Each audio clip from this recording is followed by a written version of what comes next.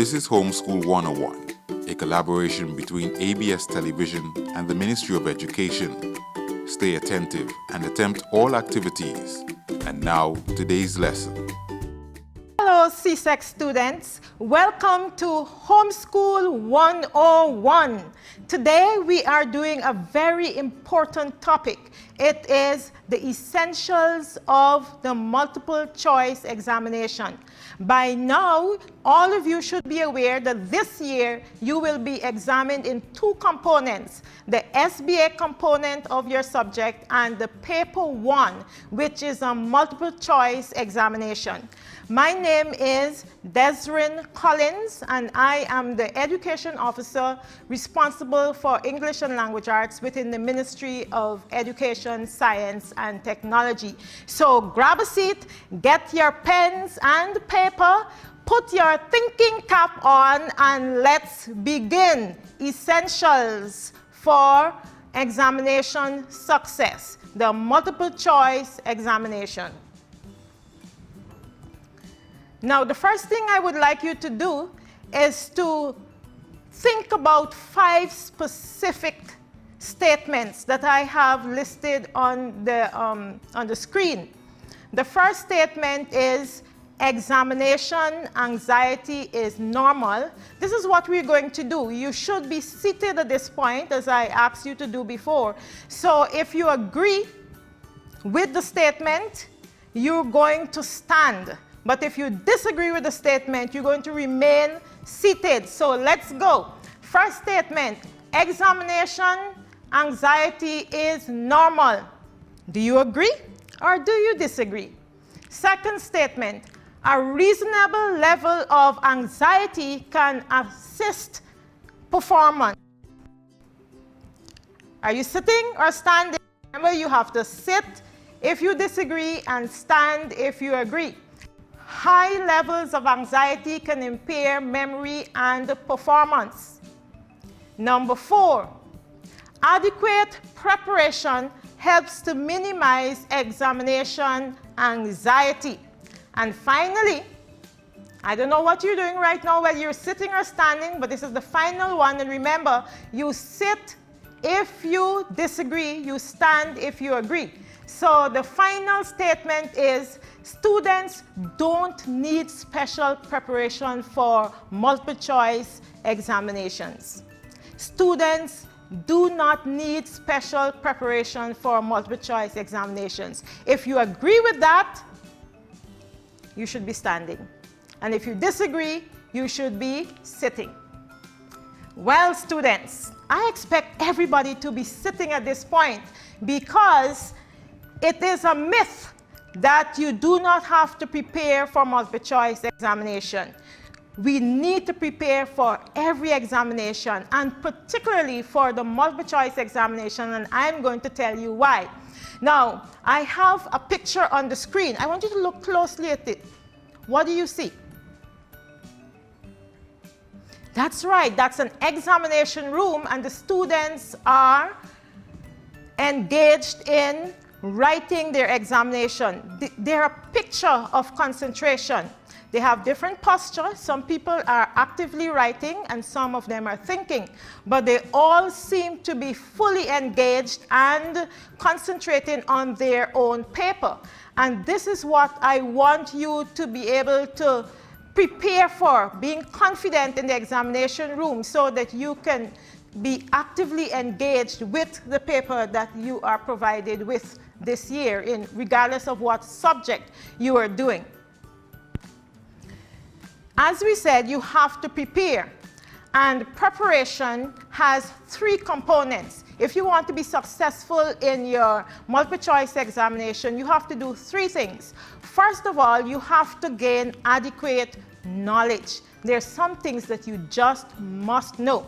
And then there are the actions that you take during the examination. So there is adequate knowledge, there is appropriate action, and finally, there is the right attitude. If you have the right attitude, you are going to succeed. I'm sure you know that saying, attitude determines altitude. So we are focusing on 3 components: the knowledge, action, and attitude. Right, so let's continue. What are our specific objectives for this session? I'm going to read them. They're on the screen. You can follow along with me. They are, by the end of the session, you should be able to explain the features of a multiple choice question, explain the significance of knowing the structure of the examination paper, describe 3 pitfalls to avoid in taking multiple choice exams, explain 3 appropriate actions that should be taken during a multiple choice exam, and finally, appreciate the importance of preparation for examination success. Now, when we look at those objectives, they can easily be divided into 3 categories. First, what you need to know, what you need to do, and what you need to be. Now, if you look at this triangle, you will notice that know is at the bottom, the base of the triangle, and that takes up more space. So we're going to spend most of our time focusing on what you ought to know. And then we're going to move on to the actions that you should take, and then finally the right kind of attitude that you should have if you're going to be successful. So let's begin with what you should know. Now, these are the things that you ought to know if you're going to be successful in your multiple choice examination. First of all, you need to know what are multiple choice questions. Secondly, the structure of multiple choice questions, key words and phrases, the structure and content of your subject paper, and finally, some pitfalls that you need to avoid. Let's begin with what are multiple choice questions. Now, multiple choice questions are called objective type questions. What do I mean by objective type questions? Objective type questions are questions which have specific answers. You're either right or you are wrong. There's no room for you to explain yourself. So there is a mark scheme that specifies the correct answer. And if you do not supply the correct answer, then you are wrong. Okay, there's no room for subjectivity there. So that's one element of multiple choice questions.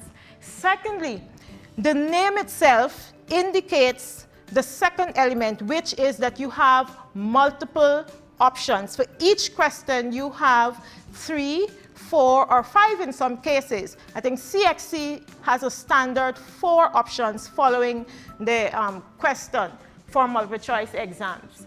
And finally, you have the 3, 4, or 5 options, and you have to choose only one.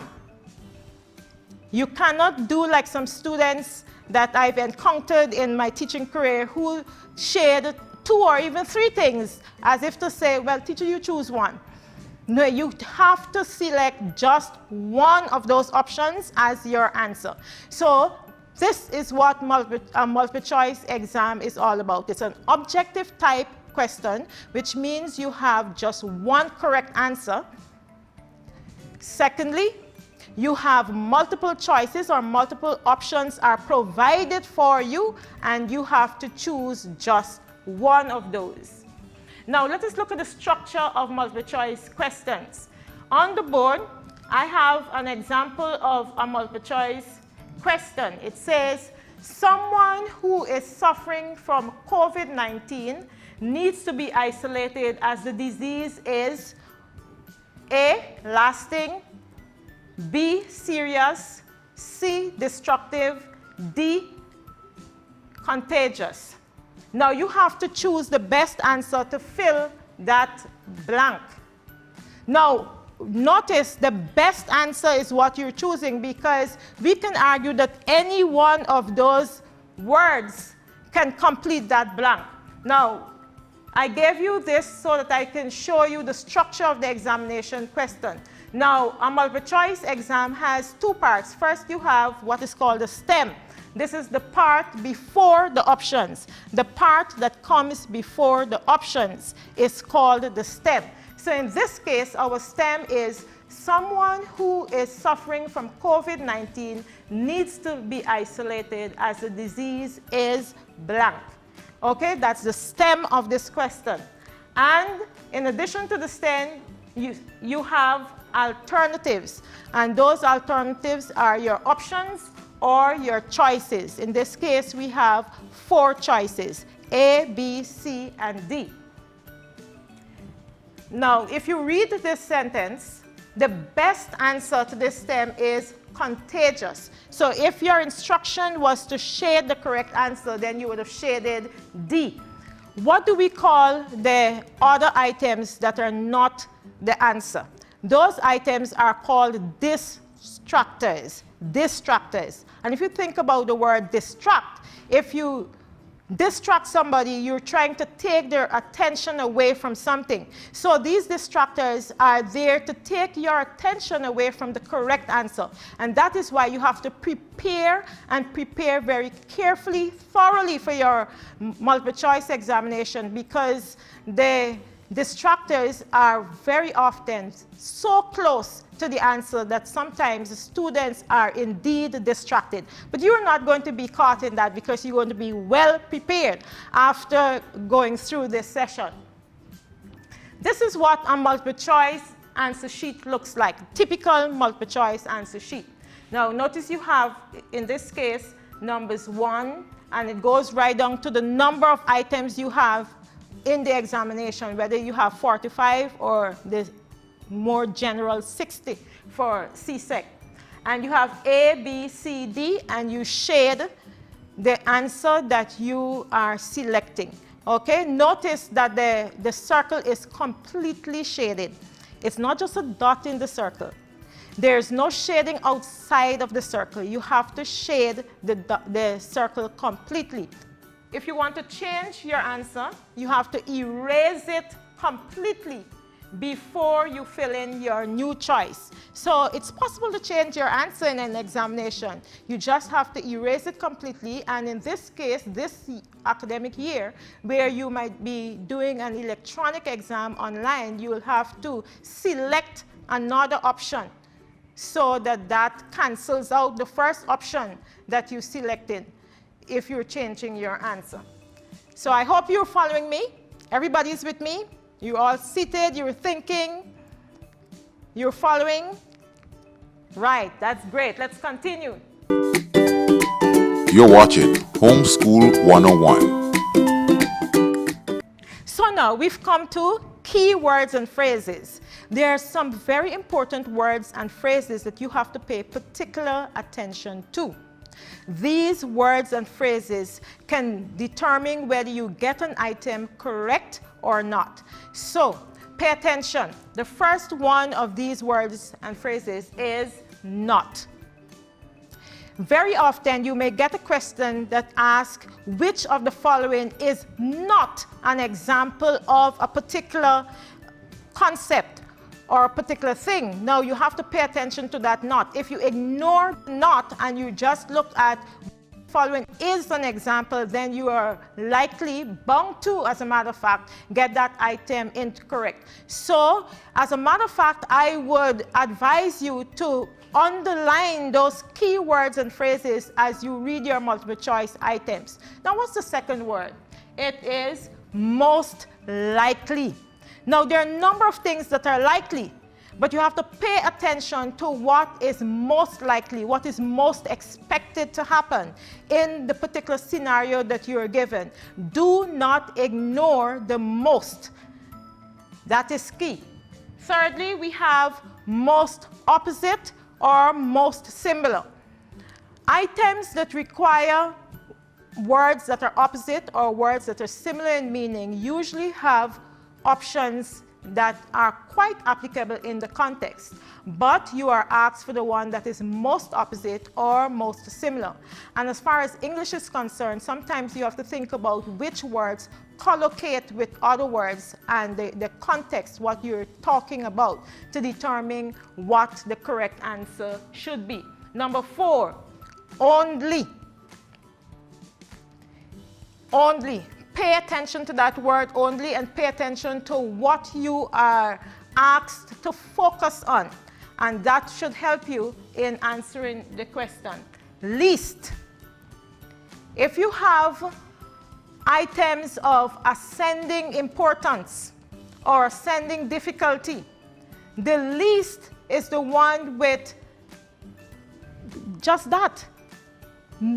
No more than anything else. Everything else will have more importance or more difficulty or whatever the case is than the option that you are expected to select. Mainly. Mainly comes from the word main. And something that is main is significant.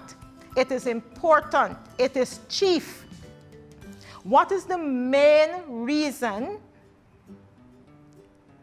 we are going to be doing a multiple choice and SBA exam this year? Now you can think about that. I don't have an answer for that. So, but mainly will determine what is most important, what is chief, what is of greatest significance in the context. And similar to that is main. And a word that is used as a substitute of main is major. Okay, so we have those as well as best. What is the best answer? Or what is the best word to complete a blank? All of these words, I want you to pay keen attention to them. You should jot them down. As a matter of fact, if you are not absolutely sure what each of these words mean, you should probably take up your dictionary, look for the meanings of these words, look at the way they're used in context, go through several multiple choice questions and see how these words are used, and pay keen attention to what you are being asked. Now, we're going to focus now on some of these words in context. So let's take not. This question says, which of the following is not promised in a product guarantee or a product warranty? It means that since you have 4 options, 3 of those options are promised, but 1 is not promised. Now, when you look at these options, you have the assurance of redress, suitability of the product for sale, a high quality product for a low price, and repair of the product within a stated period. And the one thing that is not promised is a high quality product for a low price. So your answer in this case would be C. Let's move on, and that is not. Notice that you were asked which of the following is not promised. Because if you ignore the not and just read which of the following is promised in a product guarantee or warranty, then the first option, the assurance of redress, you must say, oh yes, that's it, right? And you select that and you fail to read anything else, and of course your response would be wrong. And because this is an objective type question, multiple choice, you have just one correct answer, your answer would be wrong. So let's move on. Most likely. The question asks, which of the following conditions are most likely to encourage the growth of microorganisms on food? Remember, we are looking for the condition that is most like the conditions that are most likely, because you may argue that microorganisms can grow on food in all of those conditions. But remember, we're looking for most likely. So when we're looking for, because we're looking for most likely, then we're looking for warm and damp. Okay? So the answer there would be B. 1 and 3 only. Is that clear? Are you following? That's great. Let's continue. Most opposite. The guest speaker's words reinforce the view that capital punishment can influence the rate of crime in a country. Your options are destroyed, damaged, demolished, dispelled. Now I'm going to give you a clue. If you're not absolutely sure what the answer is, you don't know the meanings of these words, then you can just plug each word into the space of the word that you're focusing on and see which one fits best. In this case, you have to pay attention to the context. And if we're talking about dispelling, and if we're talking about the opposite of reinforcing an idea, then if you're not going to reinforce an idea, then you're going to dispel it. And so the best answer there is D. So your new sentence would have been, the guest speaker's words dispelled the view that capital punishment can influence the rate of crime in a country. Okay, and that's most opposite. A similar situation can occur if you have most similar. Okay, you have to pay attention to that. Not just opposite, not just similar. What is most opposite or most similar? And the clue is to look at the context of the sentence. So let's move on. Only. So we're looking at only in the response in this case. Now, which of the following conditions may result from man's utilization of the natural environment? Which of these conditions may result from man's utilization of the natural environment? Is it soil erosion, pollution, depletion of natural resources? Which may result? Now, if you look at those options, then you would have to admit that soil erosion results from man's utilization of the natural environment. Pollution results from man's utilization of the natural environment, as well as depletion of natural resources. So the answer there is D, 1, 2, and 3. Okay? So pay attention to what the only in those responses, because if you select A, then you're saying that 3 does not result from man's utilization of the natural environment, and that would not be correct. Okay, so the correct answer here would be D, least.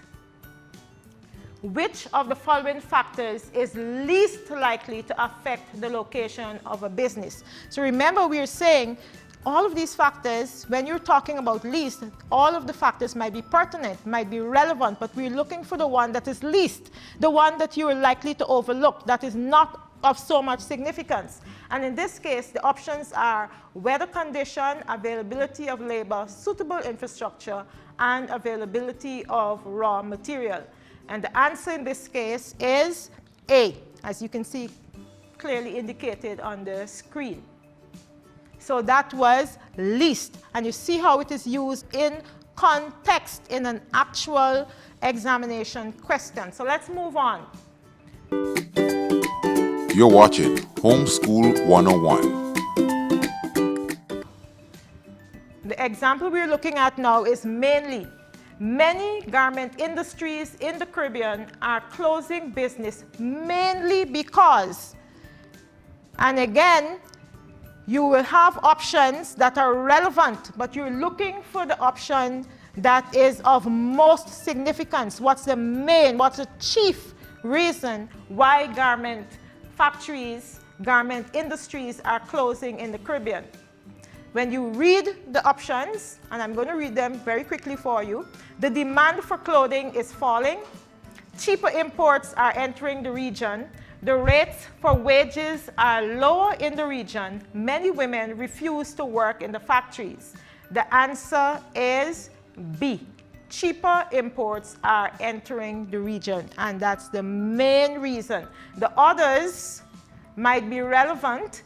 Many women might very well be refusing to work in factories, but that's not the main reason why garment industries are closing. The main reason is cheaper imports are entering the region. Okay, now we've come to best. The STEM says, and remember which part of this is the STEM. The STEM is the introductory part of the question. In this case, it says, which of the following best describes the challenges faced in the beginning stage of the family life cycle? That's the stem of this question. And then you have your alternatives or your options or your choices following. And the options are goal setting, setting up a home, personal adjustments, seeking a job, bachelorhood, living with parents, childbearing, seeking housing, raising children, loneliness, retirement, health problems. Now there's one there that is totally out. You know immediately that's not the answer. And for many multiple choice questions, there is one option that is out. You can eliminate that option immediately. And in this case, it's D, because we're talking about the beginning stage of the family life cycle. And we do not begin at retirement. We do not begin at the stage where we're experiencing loneliness, because the beginning stage of a family life cycle, you have a partner, right? Okay, so when we look at the options, the best answer here is A, goal setting, setting up a home, and personal adjustments. Because remember, you are looking for what best describes the challenges. Now we're going to look at one other best, and then we're going to move on to something else that you just absolutely must know as you prepare for your multiple choice examinations. Best again. This says, which of the following would be the best option to expand your laptop's storage capacity? And again, you have more than one possibility. But what is the best option? And in this case, we're not going to waste any time at all with this. The answer is B, CD-ROM, okay? To expand your laptop's storage capacity. And so we've looked at a number of keywords and phrases that appear in the stem of multiple choice questions. And I want to admonish you that when you go into the examination room, don't be so hasty. Don't read the questions and ignore those words and phrases. You should underline them, think about them, pay keen attention to those keywords, because they can determine whether you get an answer correct or if you get an answer wrong.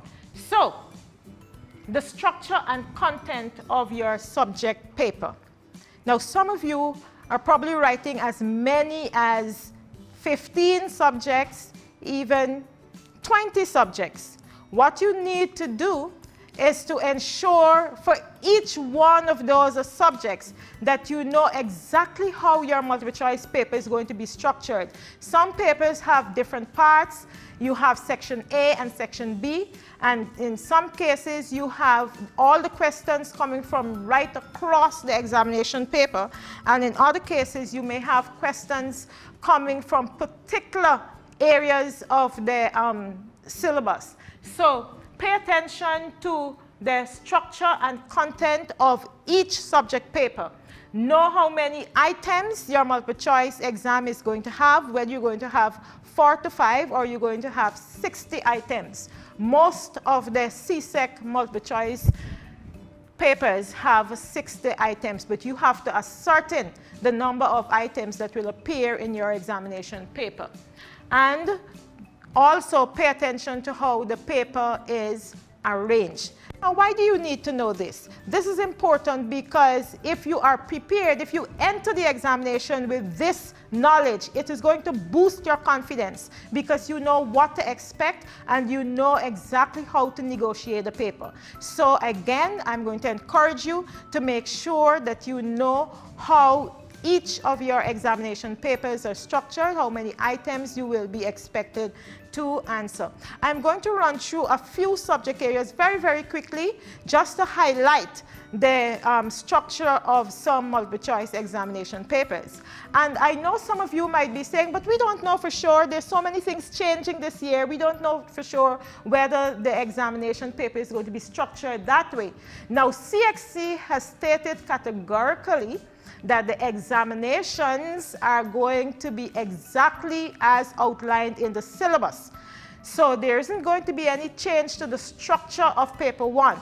We are doing paper 1 and SBAs this year, and the paper 1s are exactly the way CSEC has outlined in your syllabus. So get hold of your syllabus and know exactly how your exam is going to be.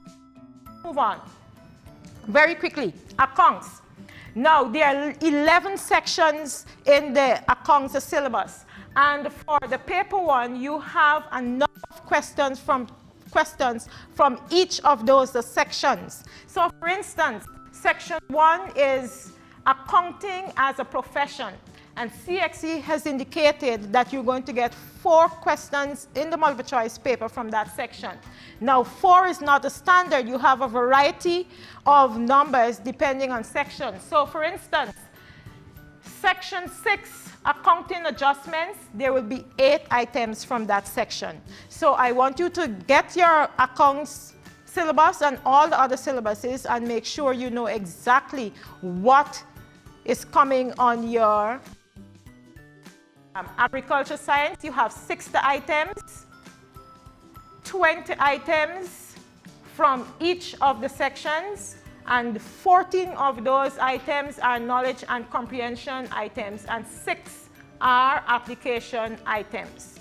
So sections A and D, so sections A and D together, that's introduction to agriculture and the business of farming. Those 2 will be combined to get 20 items. Then you have section B, 20 items, and section C, 20 items. So make sure you study accordingly. Now, English. Now, for the English A multiple choice, you have 60 compulsory multiple choice items. And this paper is divided into 2 sections. Section 1, you have 25 discrete items. Now, what do I mean by discrete items? It means that each item can stand alone. Each item is an entity by itself. It's not connected to any other item. So you have 25 of those in the examination paper. And of course, 25 from 60 will leave you with 35 items. And so you have 35 reading comprehension items in the English A examination, arranged as follows. First, you have 1 poem. So whether you like it or not, students, there is a poem coming in your English A multiple choice exam. So start reading, brushing up all the elements of poetry, and get prepared for that aspect of the paper. Secondly, you have 1 literary extract. And that literary extract can come from a novel, a short story, a biography, a diary, or a letter. Thirdly, you have 1 expository extract. For example, something can be taken from an encyclopedia, or you can have instructions from a report. You can have a newspaper article. You can have the text of speeches or the transcript of a conversation. 4, 1 argumentative extract, and those can be in the form of an advertisement, a speech, or a letter to the editor. And finally, you have 1 visual extract. This is an area that very often students overlook, but you have to prepare for reading visual text in the examination. You will have either a table or a chart, a form, a diagram, a map, a cartoon, or an advertisement. And that's the structure of the English A Paper 1 examination. English B, you have drama, poetry, and prose. The multiple choice is divided into 3 sections: drama, poetry, and prose. Now, something that I need to underscore is that the items, the extracts that are in the English B multiple choice exam are not from the set text. You are being tested on particular skills that you should be able to apply to the reading of items from these genres, regardless of the source of the genre. So you have 2 pieces from each genre, and for each genre you have 20 items. So 20 items based on drama, 20 items based on poetry, and 20 items based on prose. And one of those items is going to be a Caribbean piece, and the other item is going to be taken from any other context, any other territory or region. Geography.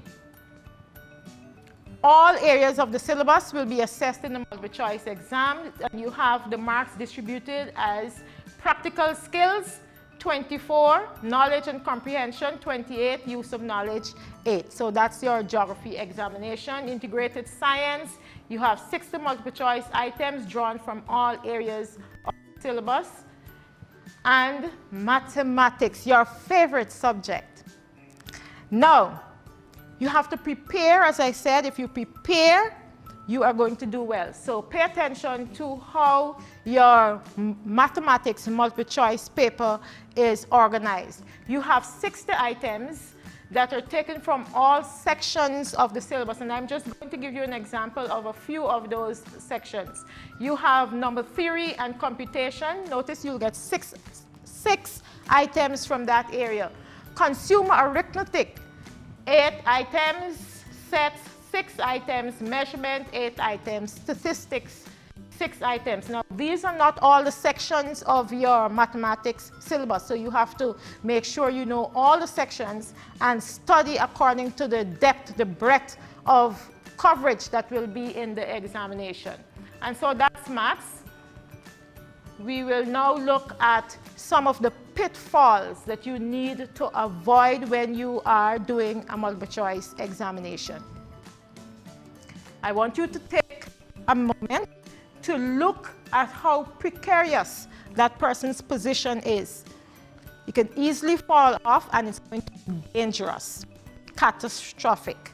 So that is going to be your position if you don't prepare, if you don't pay attention to these pitfalls. The first is not preparing. Just as you would prepare for your paper 2 examinations, you have to prepare for the paper 1 examination. As a matter of fact, you should prepare even more, because you have to know the facts, you have to memorize facts, and in addition to memorizing facts, you have to understand, you have to be able to apply information, you have to be able to synthesize, you have to be able to evaluate. In fact, the multiple choice paper can test, can assess every level, every cognitive level that can be assessed for paper 2 or your subjective type questions. So make sure you study, and you study in depth. It's not good enough to know why something is correct. It's not enough to know what is correct, but you should also know why it is correct. That's a level of understanding that you should all attain to. So, not reading the questions carefully. Make sure you read the entire stem. Read every word of the stem and make sure you understand what the stem is saying. And when you read the stem, do not assume that you know this question. We know that there are multiple choice questions here, and students might have encountered questions, and you might read the first 3 words of a question and decide that, oh, I know that question, and not read the entire question. Now, that would be a serious mistake. You need to read the entire stem. Make sure you digest what you are being asked and read all the options as well. As a matter of fact, the best strategy in answering multiple choice questions is to decide on the answer before you even read the options that are provided, because you ought to be able to answer the questions. So once you read the stem, determine what the answer is going to be, and then you look at the options to ensure that your answer is there. Your answer should be there if you're correct, or at least a synonym, if not the exact thing that you had in mind. Well, in the case of mathematics, you'll have to work out the exact answer that the question requires. So do not assume that you know the question, and make sure that you read all the options. If you read just 1 or 2 options and then select the first and second option and ignore the others, remember, if you're asked for the best answer might be a D. So make sure you read all the options. Another pitfall is ignoring keywords, and we went through a number of keywords that you should pay attention to. And finally, leaving items unanswered. Now remember, in the multiple choice exam, you're only getting credit for what you answer. So if you leave an item unanswered, that's an automatic 0. So if you don't know the answer, you should engage in a process of elimination. As I said earlier, there's always an option that is clearly incorrect. So you eliminate that option, and then you reason the other options out and select the best, the most reasonable answer. Do not leave any multiple choice item unanswered.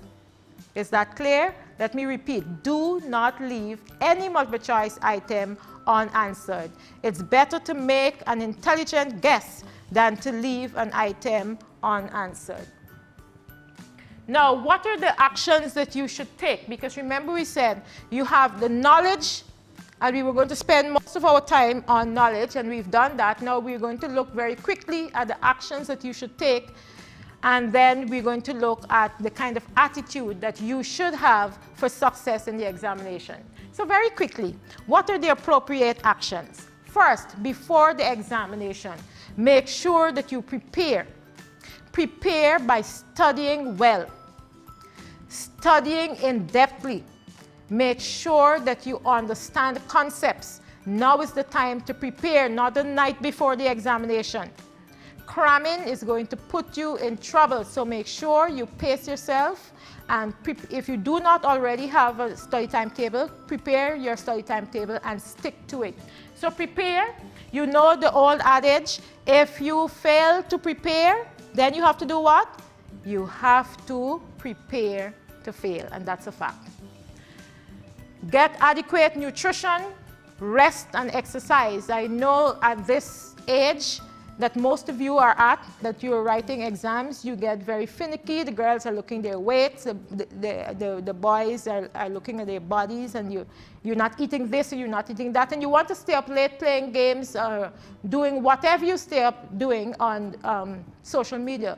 But you have to get adequate nutrition, rest, and exercise so that you can be in top shape and your brain can be functioning at the optimum level in the examination. So that's what you do before the examination. Now remember that first slide I showed you with the children all seated and their picture of they're engaged in writing the examination. Now let's see what you do during the exam. First of all, you begin as soon as you're told to do so. Multiple choice examinations are really speed tests. You don't have time to waste. So as soon as the invigilator tells you to begin, begin. Don't be looking over at anybody to see what hairstyle they have and whether they're writing or not writing and who looks stressed and who doesn't look stressed. Concentrate on your own business. Begin immediately. Read the stems and all options carefully. Don't waste time. After you've read the stem, you've come up with an answer, you look at the options, you don't see your answer, you've thought about it, you've worked it out, and you still cannot decide on the answer. I would advise you to put a mark by that item and move on. Do not waste time in a multiple choice exam. There is no penalty for skipping items and moving on and coming back to items later. So remember, don't waste time. Use the process of elimination if you need to come up with an answer. I said already, mind your own business in the examination room. Don't focus on what other students are doing. Just focus on your paper and your answers. Remember to breathe deeply. You need oxygen flowing to your brain during the examination. That's going to help you to ease the anxiety. The sweaty palm, the beating heart, the dry mouth, all of those things are going to go if you take your time and breathe deeply. If you have time before you hand up your paper, ensure that you look over the entire paper and trust your instinct. You've already answered your questions. When you're going over your paper, try not to change things because very often students change a correct answer and select something that is incorrect. So trust your instinct, trust your gut, and believe in yourself. So these are the things that you do before the exam and during the exam. So far we've covered what you should know, what you should do, and so what is left is the right attitude. The right attitude. And this saying says, it is credited to Dennis Waitley. It says, virtually nothing on earth can stop a person with a positive attitude who has his goal clearly in sight. And I dare say, your goal is to pass and to pass well. So adopt an attitude of success. You just tell yourself that you're going to do well in this examination. You're going to ace it, as a matter of fact. So prepare, adopt that attitude, go around like somebody who has already passed your exam. Not with a cocky attitude, but with confidence. Okay? And with that confident spirit, you approach your exam and do your very best. So, as we wrap up, the path to success has 3 components. First, adequate knowledge should make sure you gain the knowledge that you should be gaining at this time. Make sure you study hard, and prepare for your examination. Take the appropriate action in the examination room and adopt the right attitude. And if you do these 3 things, I guarantee you that you will be successful. So, CSEC students, regardless of how many subjects you're doing, whether you're doing 2, 3, or 22 or 23, I wish you all the best. Study hard, and I'm looking forward to hearing the results. You've been watching Homeschool 101, a partnership between ABS Television and the Ministry of Education. Thank you for viewing this lesson. Join us again next time.